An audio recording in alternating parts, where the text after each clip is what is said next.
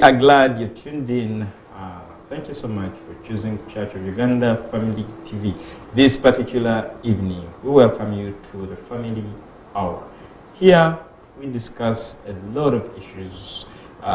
Today is a Tuesday, and we have an interesting topic. We need to get to health. Edrine Mukalazi is my name, of course, with a very dedicated team that is working together to see that you have this image. Now, before we get into our discussion today, I would like to remind you that the Inter-Religious Council of Uganda, in partnership with the Global Peace Foundation and the government of Uganda, have organized the first Inter-Religious Family Festival. This is happening on the 29th of June, that is Saturday this week, at Kololo Independence Grounds. Now, gates will be open at exactly 8. And remember, the President of the Republic of Uganda is the chief guest. But there will also be free lunch. However, that shouldn't be the reason you go there. Go there to be part of the celebration of family, faith, and freedom under one God for Africa's Renaissance. There are quite a number of activities that will take place. Among them is the health camp. So if you have any issues with your health, there will be a health camp, and they'll be addressing a lot, body checkups, and a lot more. But there will also be exhibitions, there will be presentations, conferences. It is a fully packed event that you do not have to miss, especially if you are passionate about family. Now, Papa has to be there. Good enough, it is a Saturday. I believe even when you are employed in the formal sector, at least Monday to Friday, be at work. Saturday, be in Kololo as we celebrate our families, as we celebrate Africa's Renaissance. Now today, as usual, we discuss family health. Now, a week ago or two, there was a report that was released by the Ministry of Education and together with the Ministry of Health. This report was disheartening. It was showing that most of the schools they sampled around Kampala and metropolitan were eating, were serving students bitter food. And there are quite a number of reasons as to why that was happening. But we should also remember that the Ministry of Education was under the directive of the Directorate of Education Standards came up with a list of requirements to be in order for a school to qualify to have boarding. And among these was, one, a food store, but also a qualified food store manager. We don't know whether this was really effected or not, but at least this is aimed at creating or ensuring food safety in institutions, because this is the food our children feed on almost for the 3 months they spend at school. That is why it is important that some of these directives are enforced. But we have here we're expecting someone from the education sector, but I think they failed to catch up with time. So we cannot wait for them anymore. Let us continue with the one, Mr. Orapa Nicholas, who is the head of inspections and seed testing in Chemiphar, Uganda Limited. It's a pleasure having you, Nicholas, this evening. Thank you. Yeah, Thank you for having me. We are delighted to have you indeed, and we are delighted to have walked this journey of a full month with Chemiphar. We really appreciate, and when you go back, kindly carry our regards. We are also grateful. Yes. But kindly greet our viewers as we get into our discussion today. Good evening to all the viewers of Family TV. My name is Nicholas Orapa, as he has introduced. I work with Chemiphar, Uganda Limited. Chemiphar is an analytical lab and an inspection company that focuses on testing food items. We test agro inputs. We test things that are related within the food value chain. So I'm glad to be here today to share with you information about food safety and how best we can ensure that everyone is eating healthy food and food that will not harm their bodies. Thank you. That is very, very important, especially the fact that very many of us just eat whatever we eat. We don't even mind the harm it will cause to our lives. Now, because we are specifically looking at these innocent souls Yes. who the parents take to school, and the school, for some reasons, really violate some of these food safety precautions that might be, that should be observed. Yes. To start with, maybe, can you take us through some of the food safety precautions that are majorly or are commonly violated in education institutions? Thank you, Edrine. So basically, when we look at food safety, we are looking at things that prevent you from getting ill when you consume food. So violations vary from depending on the angle you look at it, but in a perspective of a school, you're looking at poor hygiene for the side of the students. You're looking at cross-contamination. If you're preparing food, raw food should be prepared separately from cooked food. So when you mix this and there's a hazard on one, let's say a germ or any other thing that will affect your safety, it will cross over to the other food and spread. So that one becomes also another hazard. Then we also look at things like pest infestation in stores. Yes, if you have pest infestation, they always act as vectors. You can have vermin like rats, so you have to make sure you control those. The other things we look at are poor storage, especially in terms of how you label the food, how you control the temperature within, and how you arrange the food within the store.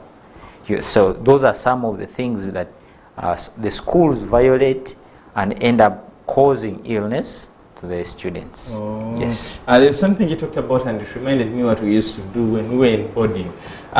Especially the boys. I think the girls are so smart, but the boys, you get your plate, you go for food. After eating, you put it under the bed. You'd only remember it when it is supper time. Exactly. To wash it, I mean, and rush to the kitchen. Exactly.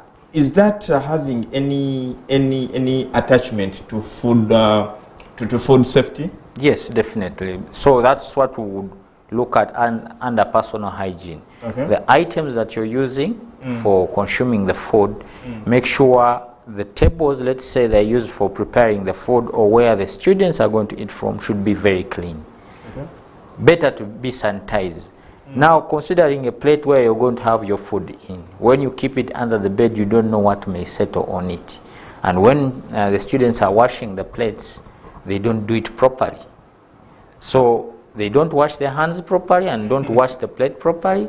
So meaning when you take that food that has been served on that plate, there's a high risk that you're consuming whatever has settled on that plate. It may be visible to your eyes or may not be visible, but it will harm your body. There is something that is so common called food poisoning. Yes. Last year, there was a school where students got a challenge, and then, of course, news spread all over that they had been poisoned. Yes. But reports came, and they said the poisoning was actually because of the way food was handled, maybe. And I mean, how does this all happen? What is that thing called food poisoning? Because it is so common. Someone has a diarrhea, when they go to hospital, they tell them, no, food poisoning. And it is something common. Yes, thank you. It is common, and maybe they don't want to break it down, to give people exactly what is in the food. But food poisoning is caused by different, what we would call germs. Okay. So these germs are small organisms. I think everyone has heard about cholera. Yes, so we look at things that cause those diseases. We have small organisms like cholera, we have E. coli, we have salmonella. So all those ones, when they're in the food, the moment you consume them and they're in big quantities, you end up getting what they call food poisoning. Food poisoning is when your body reacts to what is foreign in the body and tries to bring it out, so they start vomiting, bringing out pus. So that's what happens. But there are different organisms that cause that. And sometimes they are what you've had nowadays they call aflatoxins. Yes. Yes. So if the buildup of aflatoxins is high in the food, still the body in the mechanism of trying to fight it, those are the effects you receive as losing your health, you're losing your breath, you're getting body organs start fighting it and you become weak. So that's what happened to those children. Okay. Yes. Now, how can these institutions ensure proper food handling, storage, and preparation practices? Because now that is very, very important. After looking at how they violate them, yes, some people don't even know that they're violating them. Definitely. So from that point, the fact that they don't know, it means they need proper training. They need information about food safety. So the first thing a school establishment has to do, have a food safety procedure or plan in place. That's the first thing. Have all the staff, the children, and all the leadership in that school train about food safety. Then you go ahead now, have structures, what we call standard operating procedures. Put them in place and train everyone on how to, first of all, recognize food hazards, educate them on what those food hazards cause and how best you can report an incident in case of a food hazard and how best they can deal with the after effects when someone has gotten ill. Yes, so that's the best way. So there are different institutions that do that. Even Chemiphar, you can contact Chemiphar, or we can help you in setting up a food management system so that it goes through the entire system. The leadership has to have the zeal to implement such a system.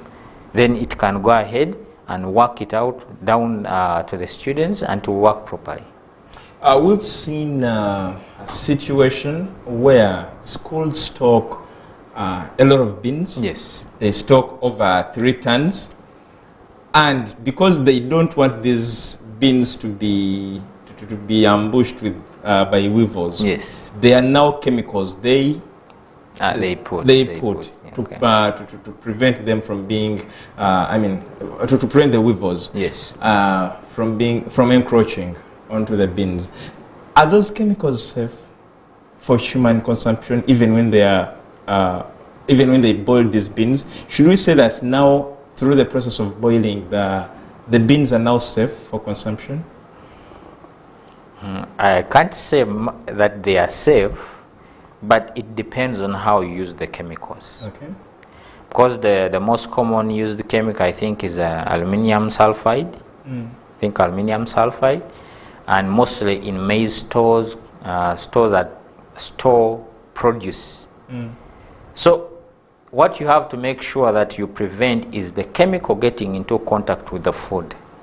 So the placement of the chemical within the warehouse or the store should be so strict that it doesn't get into contact with the food, because these chemicals are very dangerous to human beings. If it can kill an insect, definitely it can kill you because we have almost similar systems and how we ingest food in, how the body takes the food in. That's how it attacks also our system.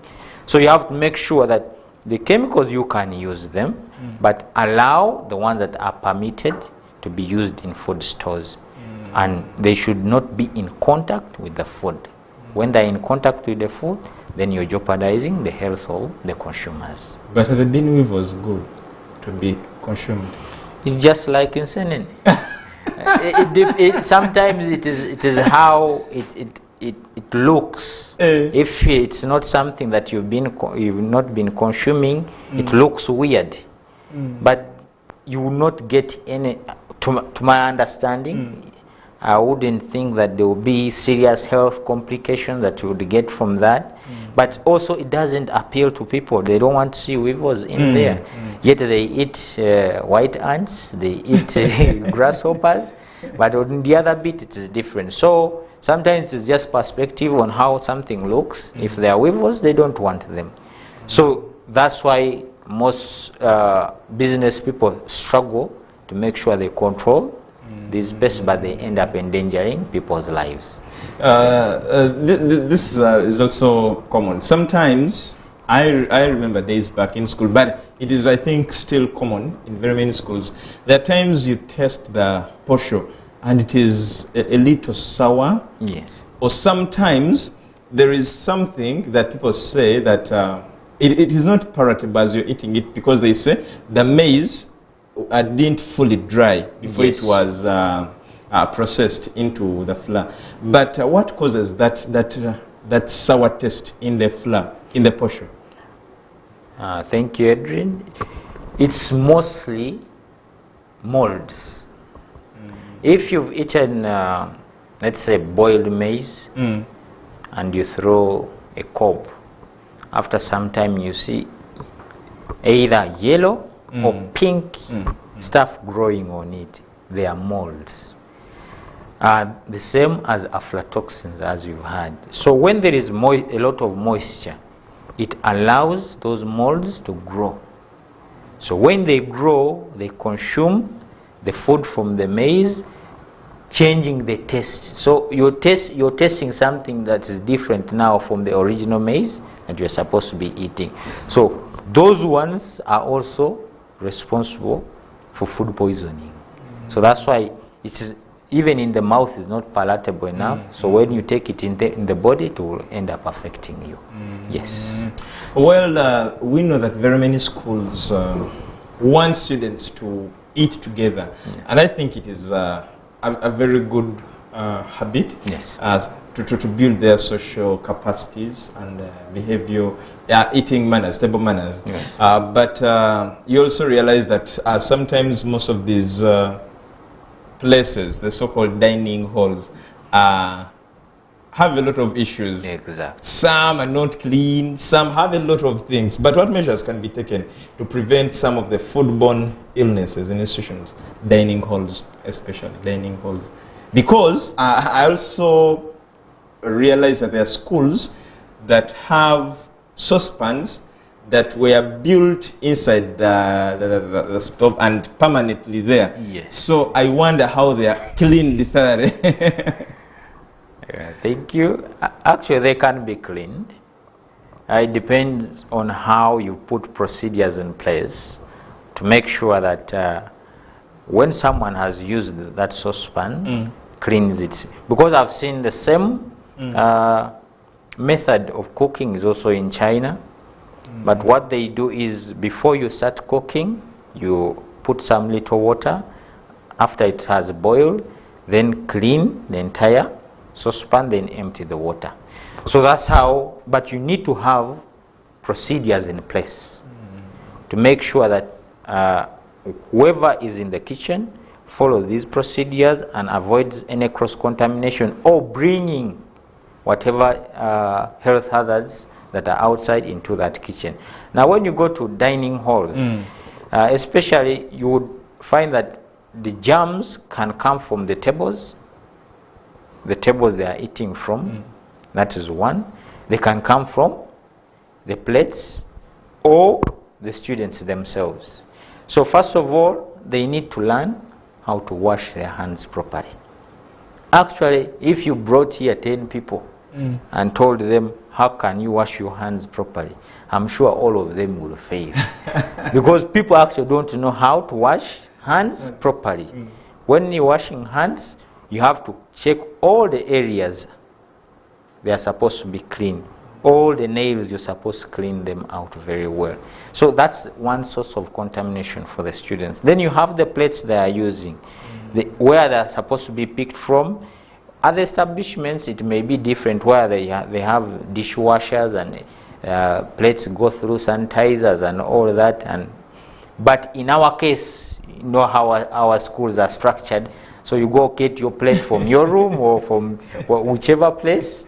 So the plate is also a source of contamination. When you teach them personal hygiene and how to keep their things clean, they will avoid contaminating their food. The tables, make sure the tables are wiped properly. If possible, sanitize them. I think with the coming of COVID, people have gotten used to sanitizers. Sanitize them and periodically find a way of checking on the hygiene of the tables. We have things that like swabs. You can come, it is like these things they use for picking ears. You just pass it on the table, then take it to the lab like Chemiphar. Then we check and tell you whether the tables are safe or they need proper cleaning measures to be implemented. So those are the things you can follow, plus other measures that I may not maybe elaborate completely here, but those are a few things that we're supposed to look at as a school administration and ensure that the kids are following the hygienic practices that are put in place, and also you as a school, you put measures to make sure that whatever they are using is safe for the food that they will be consuming.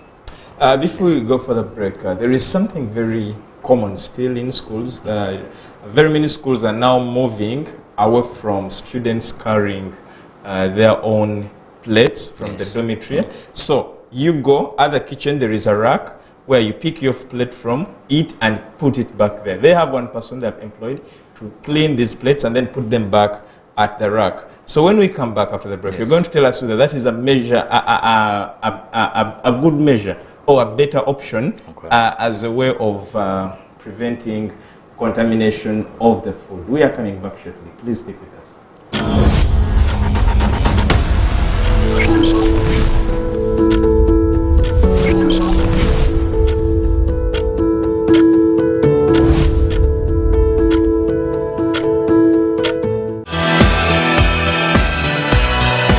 This is Church of Uganda Family TV, enriching lives.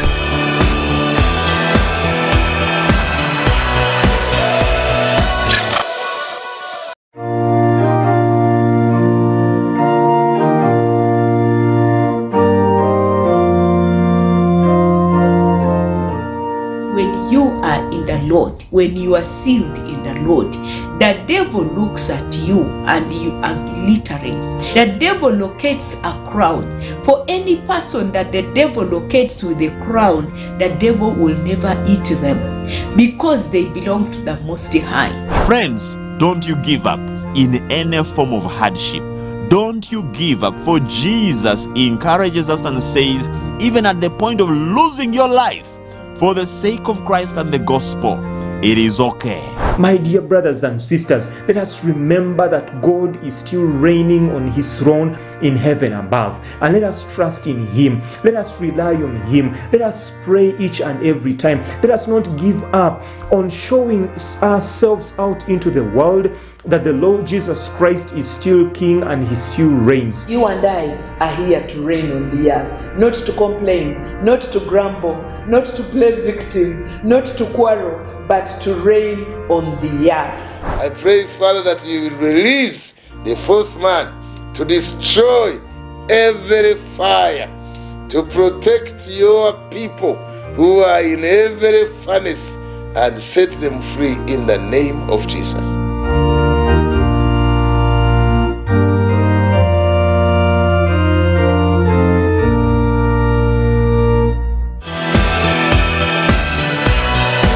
This is Church of Uganda Family TV, enriching lives.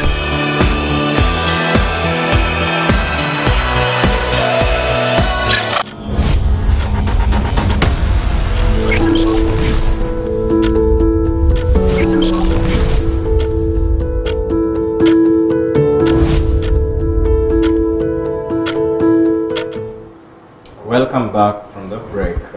We are discussing food safety. And I mean, these are things that parents might not really pay attention to, but at the end of the day, especially in schools that really don't have a quick response to some of these issues, it is you to suffer if you do not pay attention to how the food your child is going to eat will be handled.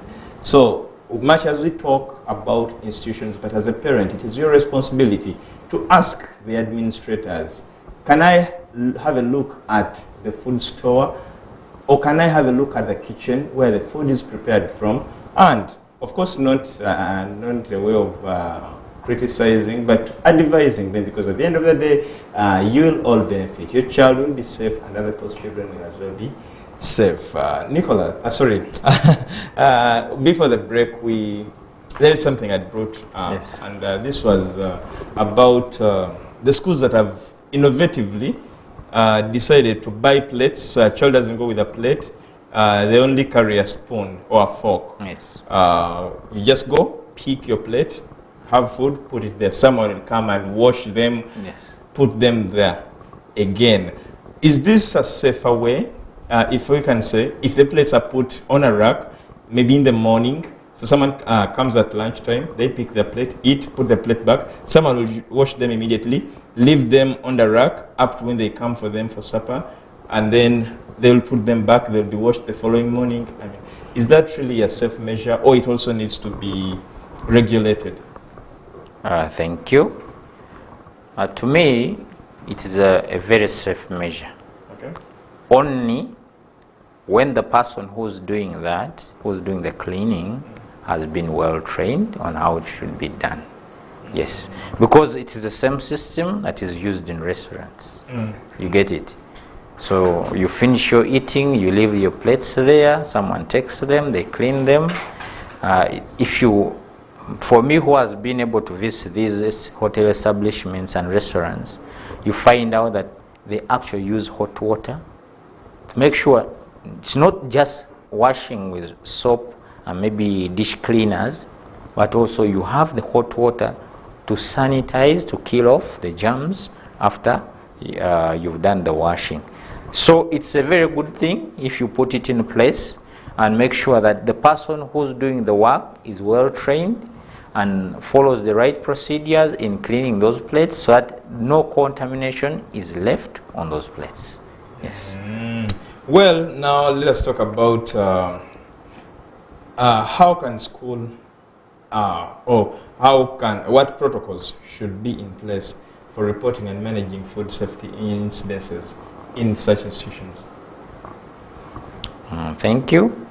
So for reporting incidences, as I told you, first of all, you cannot be reporting if you don't have a special mechanism in place. So first of all, have a food safety management system or procedure in place. This procedure is the one to direct you. Let's say if an incident happened and a child started vomiting, what actions am I supposed to be taking? They are supposed to be defined in what? In that manual or in the procedure.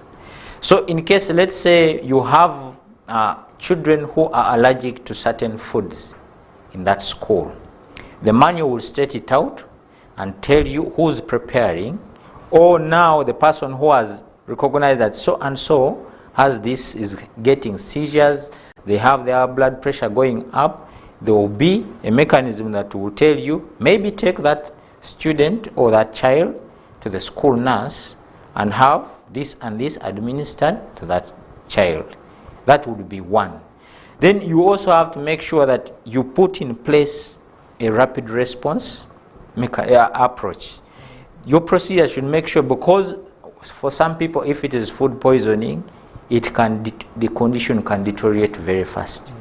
So the procedure that you have in place has to define how fast this can be reported to the necessary authorities. Should it be for the school administration, or you have to bring the health officer from outside the school to attend to this scenario? Then thirdly, you have now to document such incidences. When you document, it helps you to track, first of all, come up with corrective actions. Corrective actions will be like solutions to what caused this incident. Then, so that you avoid this coming in the nearby future. So, but all this cannot happen if you're just doing guesswork. you need to have a food safety management system in place as a school. You have to adopt it as a school and have it implemented in the school, right away from the school leadership, the teachers, and to the students. I now see the importance of the system that you're talking about, because you realize that everything now resolves, the answer is somewhere in the system or in the chain. Yes. But talking about still food safety, how can institutions balance food safety with dietary restrictions and preferences? So, to me, dietary restrictions in most cases come in what I've seen would be students or children who have allergies, who don't eat specific foods. That one, if you've labeled the food properly, let's say I'm starting now from the store. Yes. If you've labeled food properly, it prevents cross-contamination. Because food that has allergens should be separated from food that doesn't have. Because when you bring those two into contact, there is a possibility of you contaminating the ones that don't have. And the children that eat that specific food will end up having the same problem. So that's the first thing you're supposed to do. Otherwise, there is nothing really much that affects you implementing a food safety management procedure from your dietary needs. It's just you to understand that for this specific type of food, I'm supposed to separate it from this one. Secondly, also we look at food preparation. When you're preparing food, areas that you're preparing foods like meats should be separate from where you're preparing fruits. Yes. Why? Because there is a likelihood that when one is contaminated, it will contaminate the other. So let's say if I used a table and I was cutting fruits and there was something that would contaminate the meat. After washing those fruits, still the water will be contaminated there. So when I introduce the meat, also the meat will have the contamination. So you have to separate those areas and make sure that one area, let's say for preparing salads, for some schools that have gone that far, because now yes, we have a lot of daycare centers. Yes. We have these international schools, as you've been saying. So they have all these kinds of menus. So you have to make sure you separate that. In incidences like now, if a child is allergic to a specific item in the food, then precautions should be put in place now to the people preparing the food. That when you're going to prepare the food for this and this and this, make sure you avoid such and such items because they are going to affect a certain group of students, so that they can cater for them separately. So when you're balancing your dietary needs and food safety, in most cases, there's no much contradiction. Only we look at things like allergens, things that you're allergic to. So you have to look out for that, because allergens are part of food safety. Because if someone who's allergic, let's say for groundnuts, and they consume the food, they will get adverse effects and they will affect their skin. Some of them start fainting, so it's different. People are allergic to eggs, they are allergic to milk. So they are different. So you have to just understand that when you're giving them, you avoid things that affect their health. You've reminded me of people we used to have in school that, especially when they're new, someone says, "I don't eat beans." And then in the middle of the term, you see them lining up for beans. So you're like, hey, what happened? That one is just a preference, but the other one is a health issue. So that's the difference. We've talked about a lot of things. Yes. And if I can refer to the report that was released by the Ministry of Health, this report was highlighting that because schools have not really complied with food safety regulations, you realize that it is the reason we have an increasing number of non-communicable diseases within students. Yes. And all that. But that is just one thing. Yes. The other one was cancers. But I mean, what else? Even before we look at this bigger problem of cancer and non-communicable diseases, what are some of the other consequences of non-compliance with some of these, some of the food safety regulatory measures? So when you have regulatory measures, if you fail to comply, it depends. One, as a school, you're endangering the health of the students. So they are going to get sick when you fail to comply. Two, you're going to get legal implications from that. Because, you remember, I think it was like 2 months ago, when kids got food poisoning, you who's taking your child to that school, you start doubting that school. Some parents will take it to another level. They will take you to court because you have to prove that the food that you're serving their children was safe for eating. When they give you their children, they are giving you the mandate to take care of those kids' health and their education. So when you don't do your due diligence, you will face legal actions. Yes. So you have to make sure that when you fail to comply, those things will come to you. Then also you lose trust from the community. If such incidences currently happen in your school, then it means you don't care about what you serve the children. So you lose total trust from the people, from the parents, from the teachers. Eventually you will start losing business. So the final thing, you will be losing your business, you'll be losing income.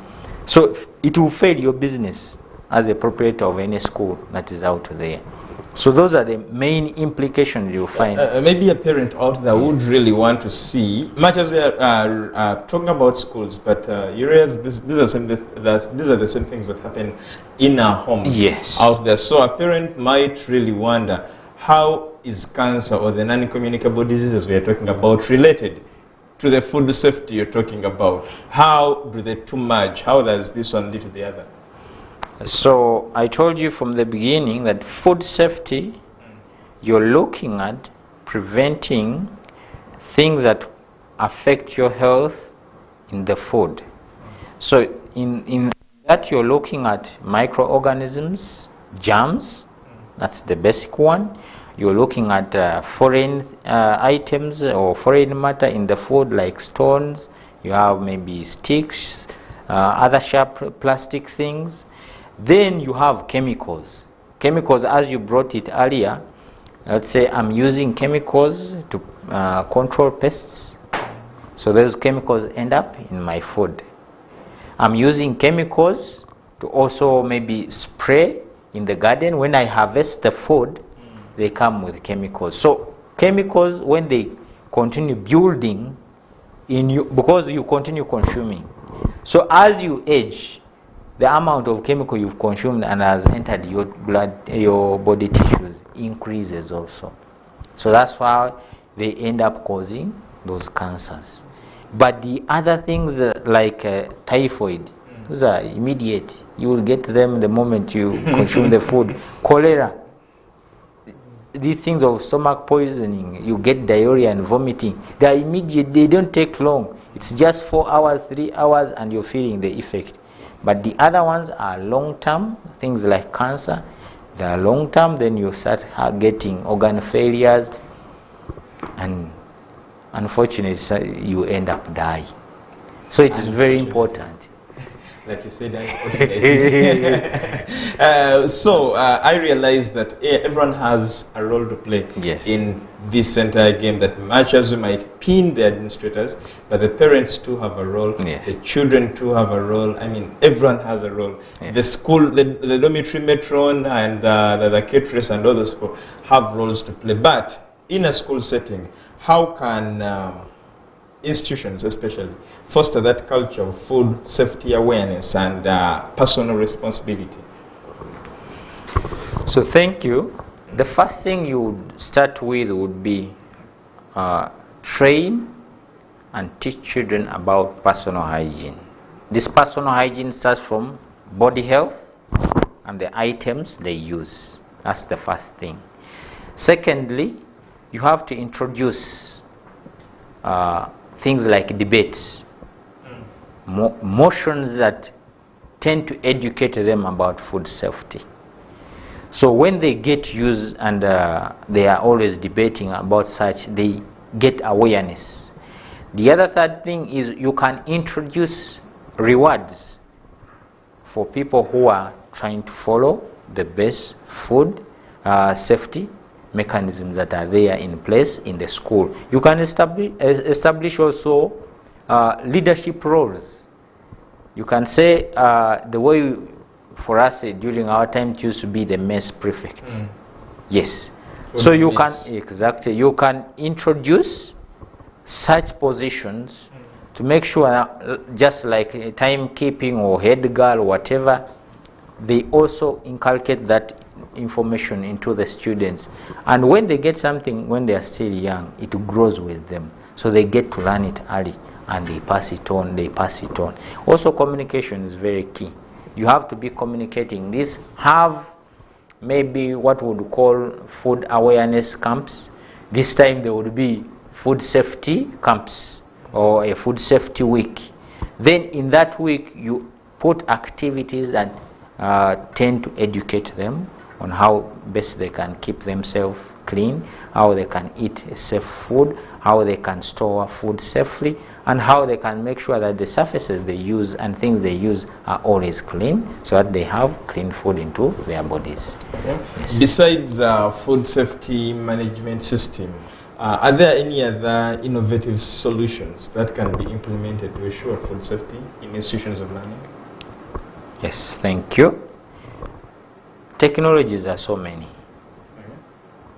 And those technologies have been advancing time and again. So in a school setting, you don't really need sophisticated technologies. You need simplified technologies but help you in identifying where problems are, where to improve, and where you're doing well. One would be, let's say I'm starting from the stores, because that's where we keep the food. So you have to make sure you manage the temperature in the store. Temperatures where you store food, usually temperatures are supposed to be cool. You've seen in most, like for drugs or drinks, store in a cool place. Yes. Exactly. So the temperatures, you have to introduce a system of reducing the temperature in the storage room. When the temperature is too high, it allows those germs to grow. So when they grow, they multiply and affect the students. So one thing is buy temperature devices or install air conditioners you've seen in the rooms. Drop the temperature maybe to 20 degrees and see you'll be able to keep the food longer. Two, you can have applications, apps, phone apps or software that manage what has come in and when it's supposed to go out. Because that one will tell you that food is still within the shelf life or it has passed the shelf life, it has expired. Expired products in most cases, meaning they have chemicals that are not safe for your body. Yes. So that's why you can have now apps that know when something has passed its time, it alerts you that this and this is supposed to be removed from the store. Other technologies you can have, let's say if you're checking for the cleanliness of surfaces, let's say the tables like in the dining rooms or in the kitchen where they're preparing their food, there are torches that emit a specific light. When you, after cleaning, you illuminate that torch on the table. When you see sometimes a blue, it will show you where there is a problem. It will mark it because it has blue light. There's something that will come like white. you just know this has not been cleaned well. So you have now to inform the person who's doing the cleaning that this is what is supposed to be done for you to have this place cleaned well. There are other things I told you earlier, that you can have swabs. You have swabs. They are not that sophisticated technology, but they help you in checking whether the surfaces in the kitchen and in the eating area are clean. Yes. So there are very many things. Then we have even kits. We have kits for testing for allergens. We have kits for testing for things like aflatoxins. So before you would maybe come to the lab like Chemiphar, you can even do the work in your establishment and first cross-check. So those different technologies are available for the school establishments, for different, it's not only schools, it can be hotels. So they are available for you to do the work before you can actually advance to quantitative testing. Can I as well adapt them in a home setting? Yes. Especially the kids? Yes. It's just like the way you see these kits for, is it AIDS? Kits for pregnancy kits, just to show you positive, negative. Or the simplest thing we've had during school time was a litmus paper. Exactly. Yes. Okay, Nicholas, as we wind up this discussion, what would be your closing remarks? So I'm glad that we get such a platform to share such information. That is not that common to the people out there. What I can tell you that food safety starts with you. It starts with the people around you. It starts with your friends, your relatives, and everyone that you interact with. When you keep the food safe, everyone around you will be safe. So ensure the food you consume is safe so that you have a better health going forward. Thank you. Thank you so much, and Nicholas, we really appreciate. Like I said, as we were starting, that when you go back, please carry our regards to Chemiphar. It's been a wonderful discussion from the time we started this month up to now as we end our discussions on food safety. And Chemiphar has really been so supportive. We really appreciate you and appreciate the time that you give in. Thank you so much. And to the entire team, please carry our regards. And to you, our viewer, I believe that this has been a productive season for you, especially when it gets to food health, food safety, from where we started at the beginning of this month up to this time where we wind up with our talks on food safety. But it doesn't mean that this is the end. We shall have more talks and talks as we send out awareness on food health, food safety, because it is really very important. When you eat safe food, then you have distanced yourself from the hospital.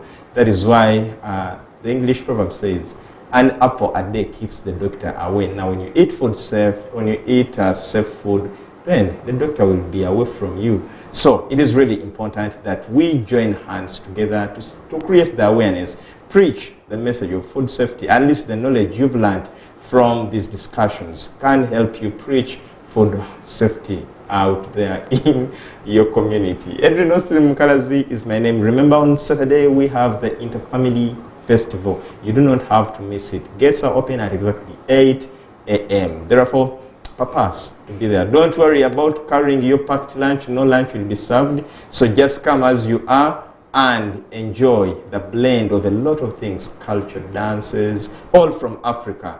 And I believe you will not leave the same. And even the likes of Jonan and Norman, who are seated here, of course, when you go there, you will have a reason to embrace our families. Edrine Mukalazi is my name once again. I've worked with Norman Conte and Jonan, the producer, plus very many other people out there. Next on your TV is Soul Moment. We meet again tomorrow as we discuss finances.